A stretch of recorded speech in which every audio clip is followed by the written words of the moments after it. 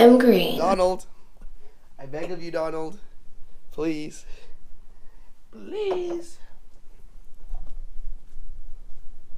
Dude, I gotta use it.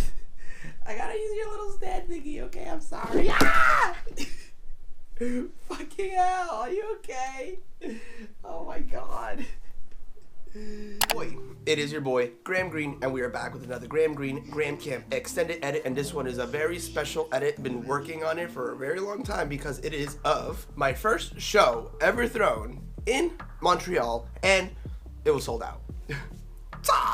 Crazy fucking experience for your boy, and we're gonna bring you along for the ride, showing you exactly what happened here and how excited I am of this moment. So the lineup comprised of so many people that I look up to, so many people I really like. So I went all out. We had Terps opening up, Bonker back-to-back Pink Shinobi, Small B, Apocalypse, Hamro back-to-back Vox, and Goblins. And I'll give a little brief description of these people, what impact they've had in my life, why I chose them to be on the lineup, just a whole story behind it. You guys are gonna enjoy it. It's a very long edit, so get some popcorn or some weed or some beer or whatever you need and get comfortable with me. Before moving forward, my name is GramGreene. I'm a videographer, vlogger, DJ, and aspiring producer, bringing you the most lit and epic content from the underground rhythm and dubstep scene. I've been doing it since 2015, and since then I've taken up my own journey going through this crazy world of DJing and producing and bringing you guys along for the ride. On top of all that now, I guess, I'm throwing shows? Yes.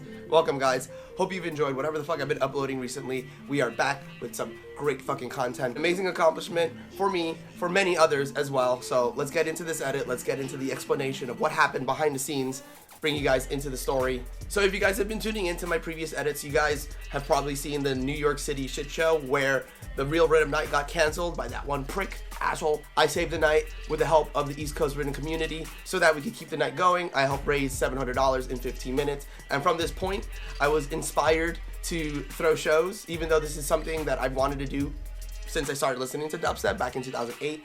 I knew that life would give me the right opportunities in which I would learn and gain experience from, and then I can move forward from there.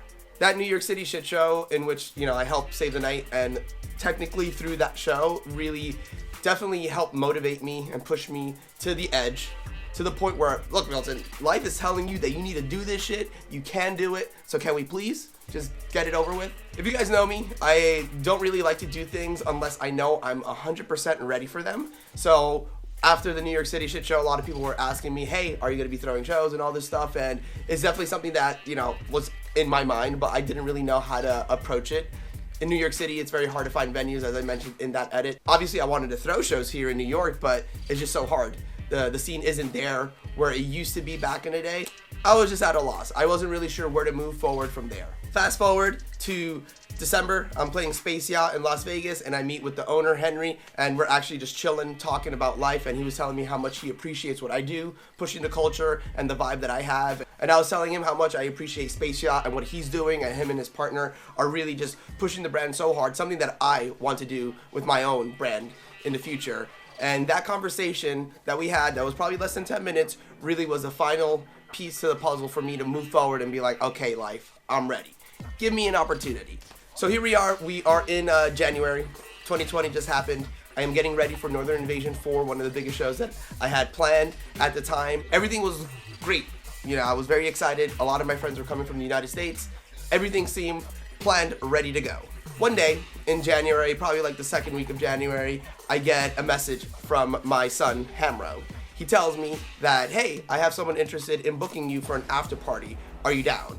Well, you know, I love playing in Montreal, and after parties for shows like Northern Invasion would be fucking sick. But there is a stipulation to that. With most contracts, you have to sign a radius clause in which you're only allowed to play a show in that city and for that one agency, and you couldn't play for anyone else after a certain period of time. It really is to maintain exclusivity and, you know, bring more people to their show. So it would be counterproductive if I played Northern Invasion and then an after party afterwards if it weren't for the same agency. And it wasn't. I respectfully declined and let them know, like, hey, I would love to do it, but I'm not able to play it. But an idea came to mind. I'm like, wait, hold up. I can't play the show, but I could definitely throw one. So I asked for the information. I'm like, yo, bro, send me your dude's contacts. Let me talk to him. Let me see if I can get something going. Because if he has a venue already set up and the sound and the light, I can get the lineup ready and organize all the logistic stuff.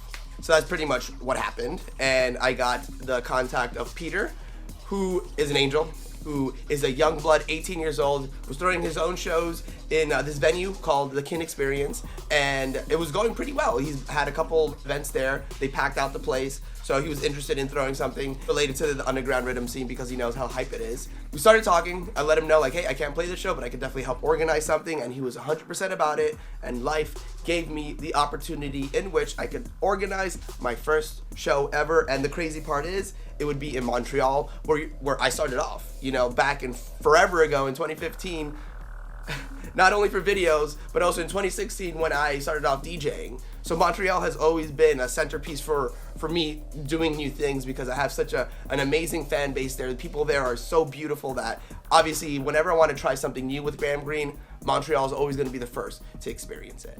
The logistics of planning a show, it's so much, guys. There's a lot that goes into it, and I have a very strong mentality of doing it legitimately because I've been to so many shows since I started going back in 2009. I've experienced amazing, well-organized shows. I've experienced shit shows. I've experienced mediocre shows. I've experienced it all. Recently, I guess the past year, I've told myself that I wanted to go to every show possible just to learn from the background logistical side of it, to show me and gain the experience to properly throw a show the right way. A lot of shows that I would go to, they weren't throwing the show properly. Either the artist wouldn't get paid, or there would be some logistical problems with the sound, or the audience members would not be pleased with what was happening at the show. There's a lot of different factors that I learned about. A lot of the times when I do go to shows, people question, like, why are you here? Well, I'm learning. I learn every single show that I go to because I learn from other people's mistakes, and that just makes me a better person in the end because I know what to avoid and what to really tackle head on. Although I wanted to throw shows back forever ago, I knew I needed to be at the right place. I wanted to make sure that everything was GramGreene certified, if you know what I mean. And I've been in every single spectrum of the industry, whether it comes to actually playing shows, managing artists, being a travel agent, artist relations, creating the contracts, social media promotion, videography, video editing, music production, DJ mixing, sound. I have experienced every single side of this world, and that has given me the opportunity to really see what is important and what my standards are for throwing the shows. Pretty much this is what I believe in throwing every show. And I think everyone should get paid. I think that's a mandatory thing. If you don't have the money to pay all your artists, maybe you shouldn't be throwing a show. What are you really doing it for? My mentality is strictly pushing the culture, trying to put people on who deserve the limelight, and the money, wherever it comes from, is coming from my pocket or whatever investments I may have. That's what's funding the show. The money that I would be making from Northern Invasion went right back into paying for the cost of the show the next day. If you don't have the money, don't do it. I lived on this vibe where whatever I would make with shows, obviously pay my bills and whatnot, but anything left over, try to do something for the culture itself. Contracts are a very important thing, and early on when I started off as a DJ, I didn't really have a contract, and a lot of people fucked me over, so I wanted to make sure every artist on that lineup had a contract made by myself, everyone signed it, everyone is on the same page. So that is something that I made sure happened. Not only looking after the artists, I've also been an audience member for many years before I started off GramGreene, and I know what a good and bad show is from that spectrum as well. So I wanted to make sure that the audience was taken care of. The guests who came through were also taken care of. So I was running around like a madman, making sure everyone was taken care of, making sure everything was running smoothly, and I had no complaints, to be honest. And finally, work with people who actually deserve the booking. I see so many people nowadays, because it's so saturated, this idea of throwing shows and whatnot and playing shows, that anyone can get the opportunity to play a show now. It's not like you actually have to work hard for it. You can just know the right people. I wanted that to be different with my show. I wanted to make sure to give an opportunity to people that I believe truly deserve this experience and this opportunity. With all that in mind, we're gonna start this edit off. I'm gonna bring you step by step of exactly what I was going through, what I was experiencing, give you guys a full in-depth look of what it took for me to throw my show, alongside the help of all my friends who came through. And I think you guys are really gonna enjoy seeing this other side of the GramGreene life. Don't forget to do that thing, like, comment, and subscribe. Let me know what you think of this video. And we're gonna start off with me traveling to Montreal, This weekend was crazy because it was one of the worst snowstorms that Montreal has had in a very long time. Luckily, I planned to travel out on Thursday, even though my show was on Saturday and Northern Invasion was on Friday. I wanted to make sure to get there a day early because I have learned from my past mistakes. You always want to make it there beforehand just to make sure everything is sorted. And also, you know, you never know about the weather, especially in the winter. So that's what I did. You're gonna follow me going through my travel experience, and I'll talk to you guys very soon. Cheers. Let the beat. Oi, it is your boy GramGreene, and we are out here in the old headquarters waiting to get ready to go to the airport, make my way to Montreal once again for Northern Invasion featuring all the Dons. Here we are, the Rhythm Olympics, and your boy's going for gold. Even though we opened up, it's going to be fucking insane. I've prepared many months for this, have a set completely filled with the most underground rhythm sounds ever. So it's gonna be great. A lot of my homies gonna be there the next day. Throw my first show ever, so I'm sorry for the absence, but I've just been working really hard on organizing everything, getting all the logistics down. But this show is nice and organized, legit. I'm very excited for it. This weekend's going to be crazy, chock full of things. We're going to be recording, we're going to be playing, we're going to be throwing shows, artist relations, doing all of it all in one weekend, and I'm very excited for it. Starting off in Montreal, where I started off with everything, you know, and here we are again, like, you know, starting off a new venture, throwing shows. And if you guys were paying attention to the previous vlogs that I had, especially the one in New York City, I was inspired by that situation, and the other one about Space Yacht in Las Vegas, how they inspired me to continue doing what I'm doing. Yeah, it's just really cool vibes all around. If you guys enjoyed this journey, I'm gonna record as much as possible, bring you guys behind the scenes as always. I love you guys, and here we go. Cheers!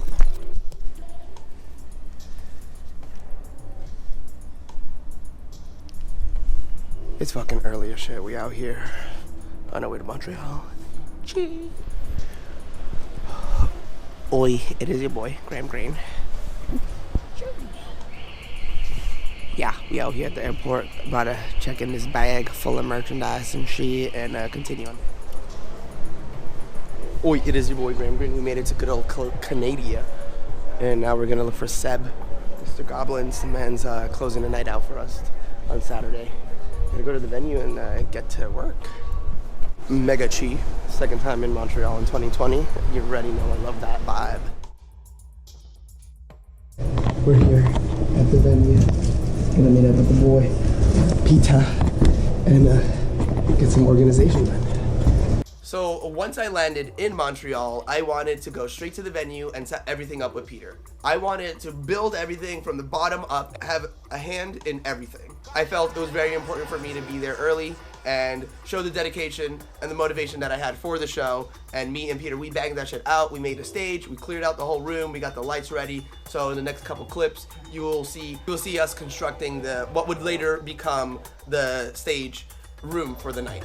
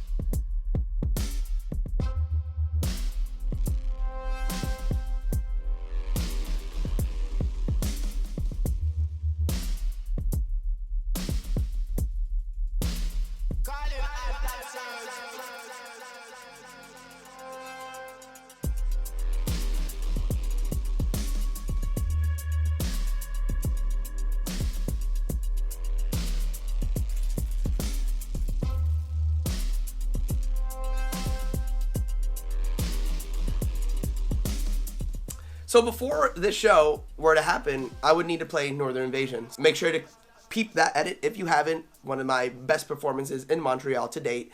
One of my most favorite, honestly. The crowd was packed at 8:30.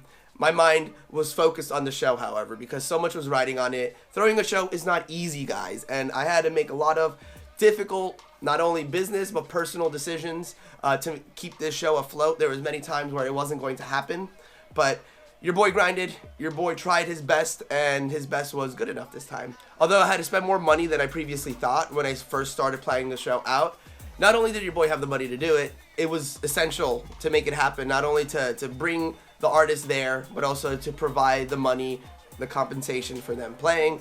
I'm just glad that I had the money to do it. So let's continue on to Northern Invasion real quick. Yo, I love you guys so much. Thank you guys so much for joining me. Wow. I went through fucking hell to get here for you guys, but every time it's worth it. Thank you guys. All my fans from the United States. I love you smoking weed all day. Let's get it. Also, come to my show tomorrow. Thanks, bye. I left Northern Invasion rather early. I wanted to be rested and relaxed for the next day because I knew it was going to be very hectic for me. Next morning, wake up, I go to Busan's, one of my favorite restaurants in Montreal, travel about, go to my Airbnb where everyone was waiting for me, get ready for the show. Hello, we out here in Montreal, my first show ever happening today. Super excited. Gonna go meet up with the homies at the Airbnb, get shit going.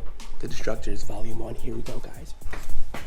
I haven't had Busan's in a very long time. I usually always get it when I'm in Montreal, but the last couple times have been hectic. But here we are, literally across the street from it, so we're good. Let's go, beautiful Montreal.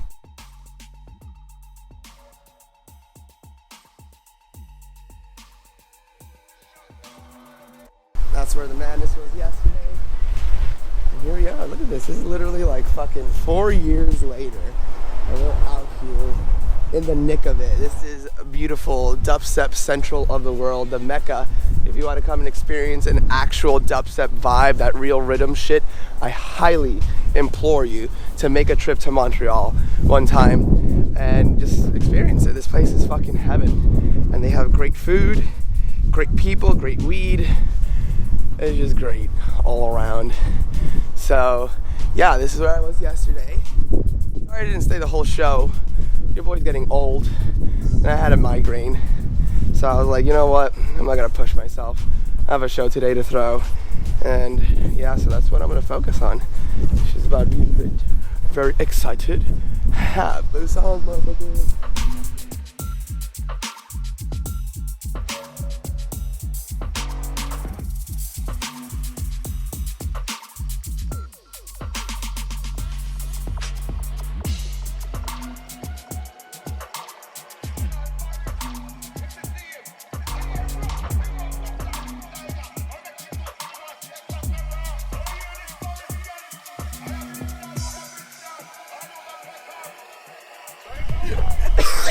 Oh god. Oh!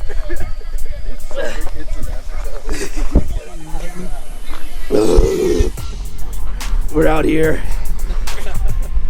Where are you from, little boy? ATO. Oh shit, where are you from, little boy?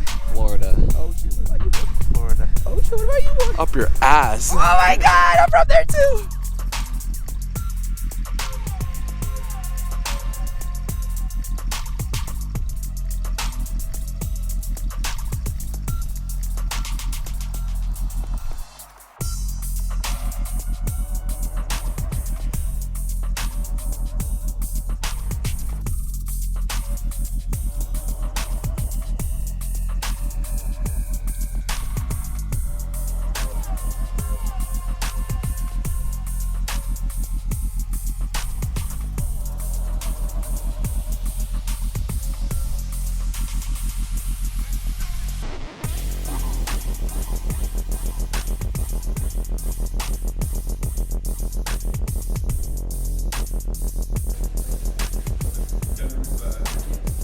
Out to the venue, the Kin experience, and this venue is really nice, very intimate feel, and this is exactly what I wanted. I didn't want to throw a big show with a lot of people there. I wanted it to be a very small, intimate kind of feel, because those are the shows that I enjoy the most. The day before, we planned everything out, the bar, how the stage would look, merchandise booth, coat check, everything was under the control of me and my boy Peter. For the most part, it felt great having control in what I wanted for this show, because I literally created the show that I've always wanted, the show of my dreams, and I control the bar. So we have a bar menu, and you can see here that was fucking sick as hell. We had a green room area for the special guests that were there. Everyone was having a good time. Not many people know this, but before I started GramGreene in 2015, I worked 6 years in administration before that, and I gained a lot of experience learning how to deal with the logistics, the behind the scenes kind of things, organization and all that. It's kind of like my forte, and I didn't realize that shows are filled with administration duties and whatnot, and I was training for it before I even knew it was going to happen. So it was pretty cool. Let's get into the actual performance now, guys. I know you guys are very excited, and thank you for bearing with me, getting through all this footage, learning what's been happening behind the scenes for this to happen. We're going to start off with clips from Terps, Bonker, and Pink Shinobi. Who are these people? Terps, aka Benji, is someone that I've known for a very long time through the New York City scene, but we actually started becoming closer last March of 2019. Ever since then, we've been building a bond, and he's had a major part in a lot of the things that I have been doing as GramGreene, especially after the summer. He's been like a consultant, and he's given me his workspace area as like a second office for me, so that's been really nice of him. I've seen him grow as an artist, he sees me grow as an artist, and he was coming to Northern Invasion, and he is a great DJ, and I wanted to give him the opportunity, so that's what we did. Following that, we're gonna have Pink Shinobi, back-to-back Bonker. These are two of my sons who are fucking killing it right now. I met Sammy Bonker back in 2017, Orlando, and he's a major fan of mine, and he always supported. Every time I came to Florida, he was always there, and little by little, we started becoming friends, and he took care of me last summer when I was in a really bad, dark place. He listened to me, and he listened to my advice. He took it, and he is currently killing it right now. I'm very proud of him. Not only that, Jared Pink Shinobi, who I met in 2018 at a show in May, he was wearing a pink jacket, so I knew I was going to be friends with him. Last summer for Valhalla, I was telling him he needed to come, and he's like, I have no way of getting there, yada, yada, yada. All these things, all these obstacles in his way. And I told him, I'm like, bro, if you put your mind to it, you can make it. I remember getting on stage to record Chips, and I look out into the crowd, and I see him, and I lose my mind because I'm like, wow, he fucking grinded, and he made it. I am so happy. I brought him into the circle and became one of my sons, and these guys are fucking killing it right now with some of the best DJs around. They were also coming for Northern Invasion. I was like, all right, look at that. This works out. Let me get you on the lineup. Let's check out some clips from that.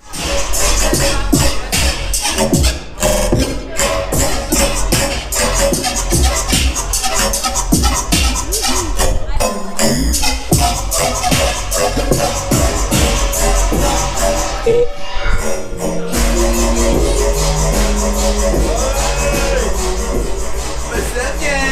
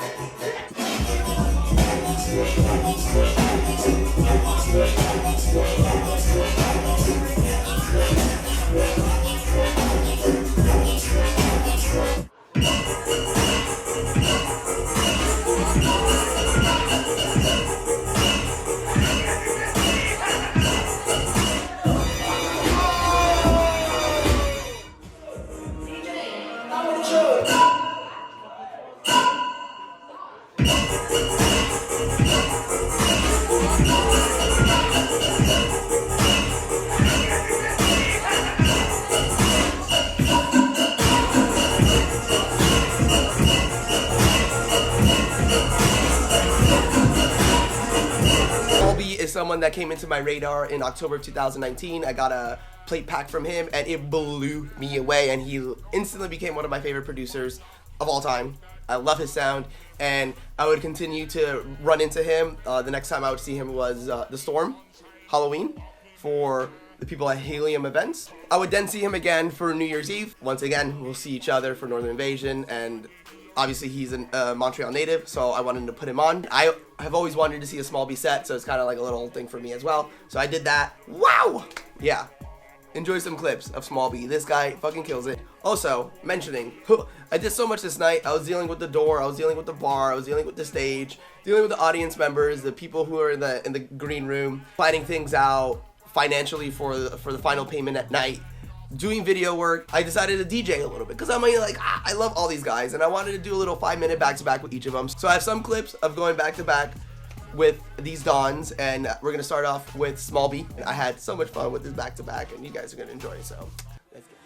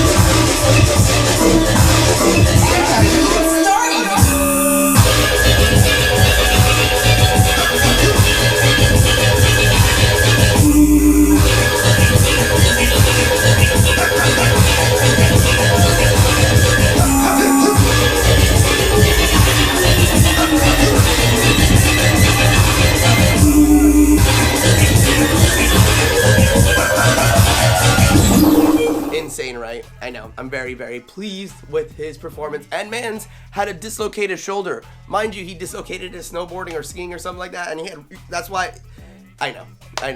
He really went all GramGreene for this one, because I had my right shoulder dislocated many times and I had to play shows, so really enjoyed him showing me what he got with one arm, and he fucking smashed it. Next one up is Apocalypse. Hey, so Apocalypse came into my radar early 2019. I got a plate pack from him and blew me away. March 2019, Miami Music Week, Nug and Friends, I played Don't Slip for the first time.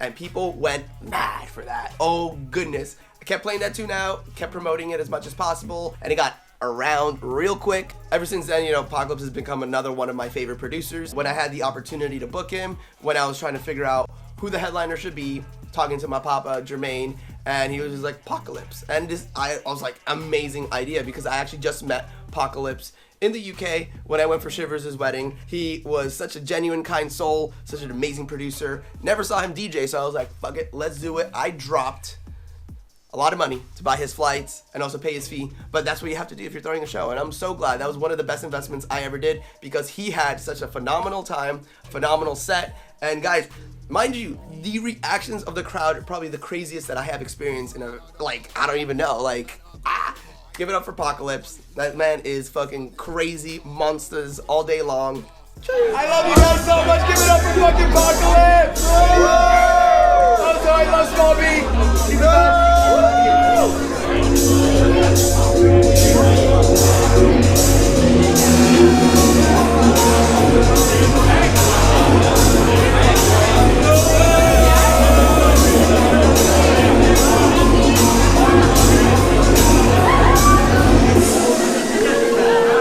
These eyes under pressure, 'cause I'm a selector.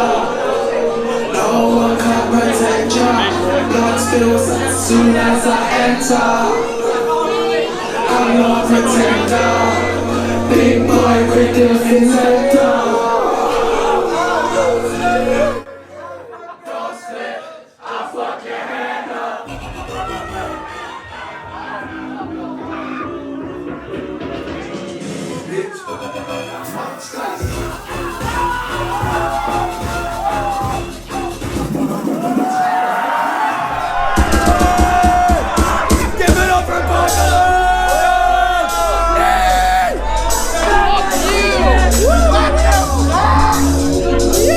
Fuck you!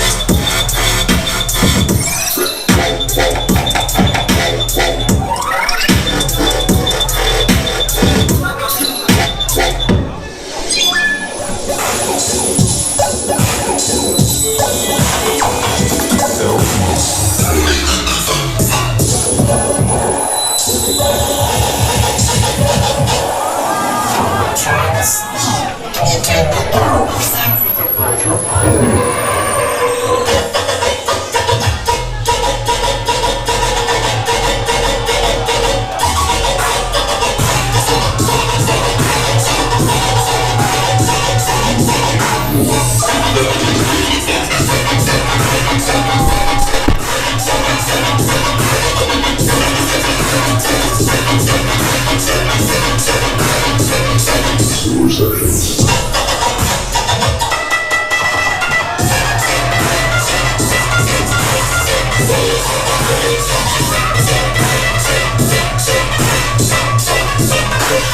Enemy spoiler.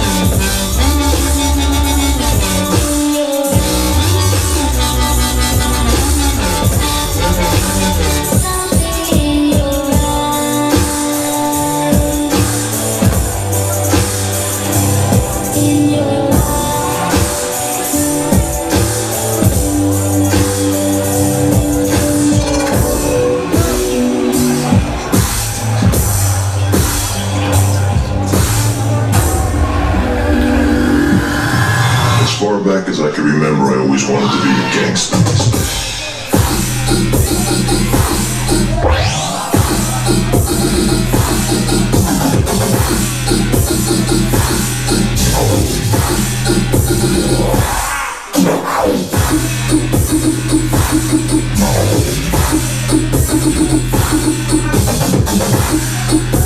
I know. Oh, Apocalypse. Yes.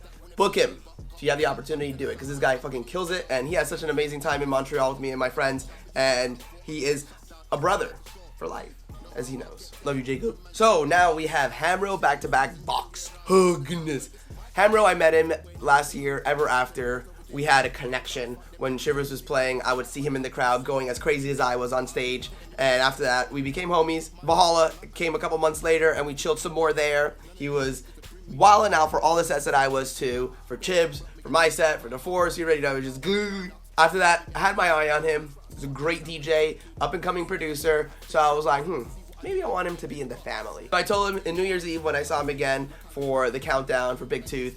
I was talking to him. I was like, hey, I want you to be in the family, but you know, you gotta be tested, okay? And I was like, I'll let you know when the test comes. And I had this show. He was gonna be there for Northern Invasion too. So I was like, hey, time for your test. And I put him to go back to back with my second son, Felix Boxed, someone that I love very much. I met him in Valhalla 2017. He has taken care of me ever since, and he is one of the craziest fucking DJs that I know. Has a vast assortment of plays that I don't even have. God, and the specials that he has are insane. This man, box. Them together, ridiculous. Most of the night I was running around trying to organize things, trying to make sure everything was afloat. So a lot of the earlier sets I wasn't able to catch too much footage of. But once Apocalypse started playing, Hammer and Box, I had more time to just chill and enjoy the night. Let's just get into it. See how crazy this fucking set is, guys.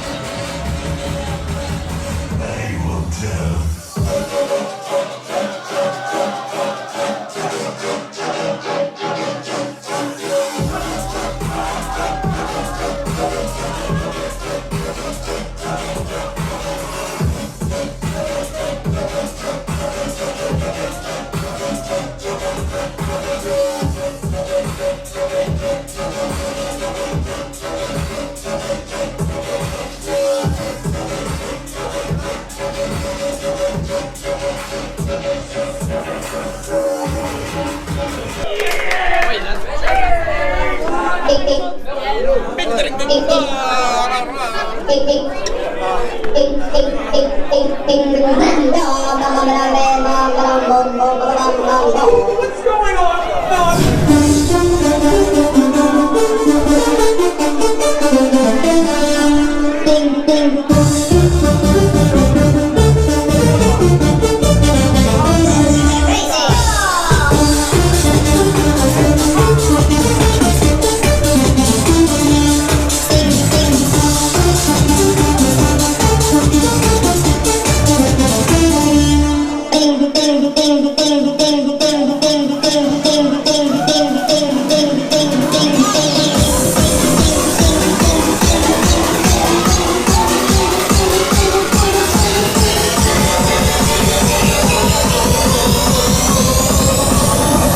Welcome back. Versa.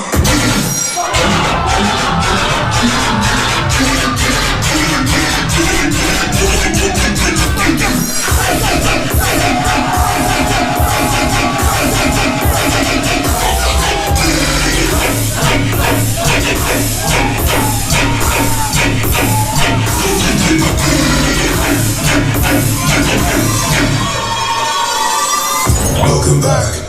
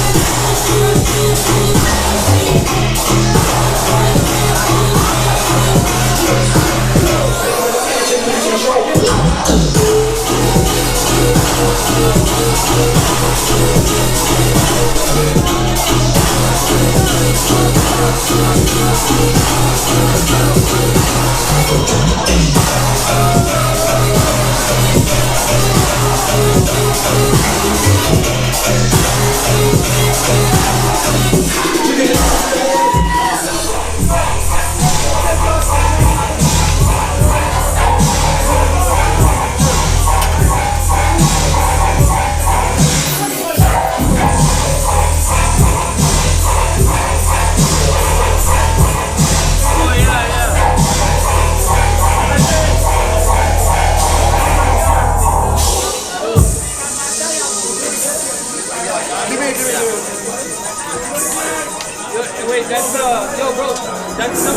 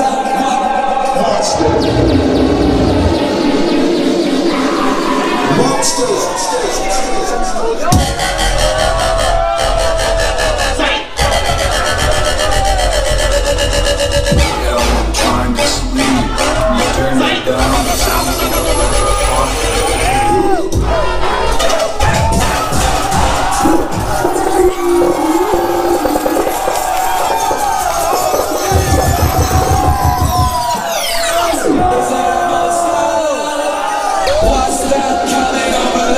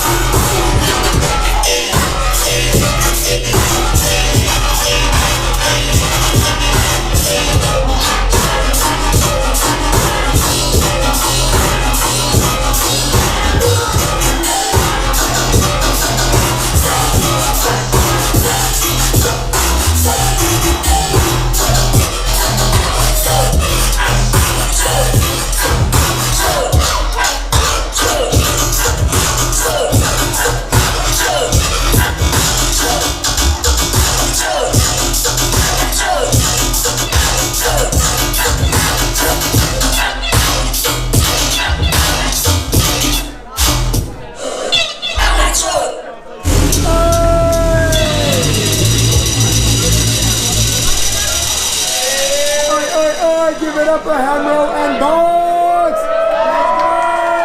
Let's go! Ridiculous time, I know. We concluded the night with my friend Seb, that I've known probably since 2015, honestly. He's someone that has been in the scene for so long, and he's one of the most prominent drum and bass DJs in Montreal, if not the most.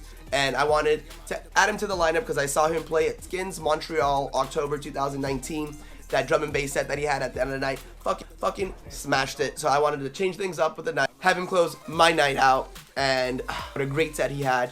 Unfortunately for me though, I needed to start doing some financial things, so I was locked in my office, but still have a clip of him playing. Smashed it, brother. Thank you so much, Seb. And we continue on.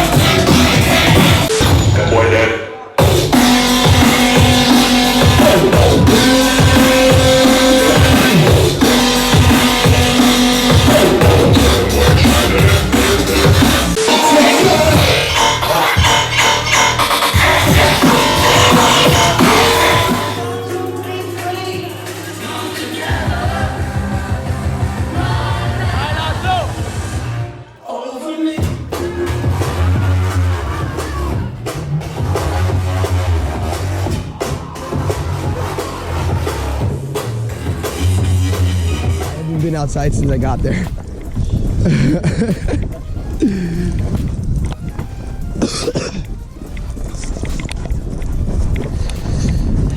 Oh. Okay. Can you pull your car this way? Yeah, I'll be back.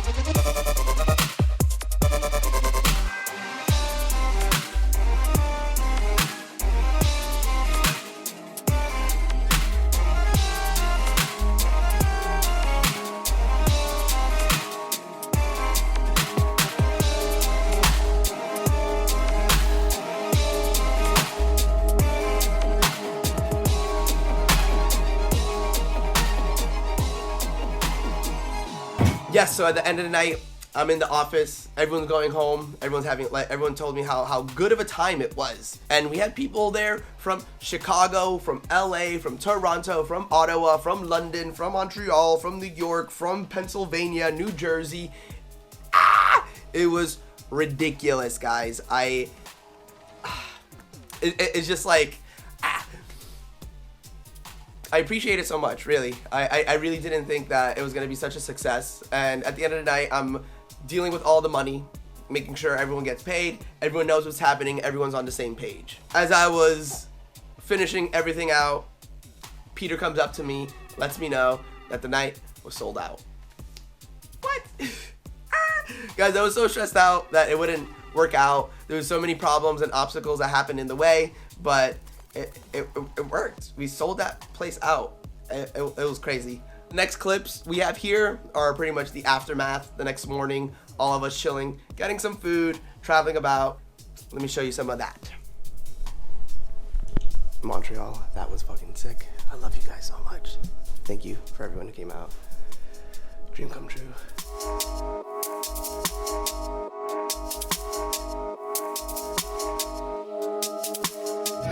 Okay, here we are. Hello, everyone.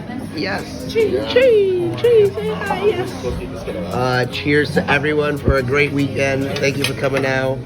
And love you all. Yes. And then I'm still gonna cheers you, even though you have nothing. I love you guys. Thank you. Cheers. You ready?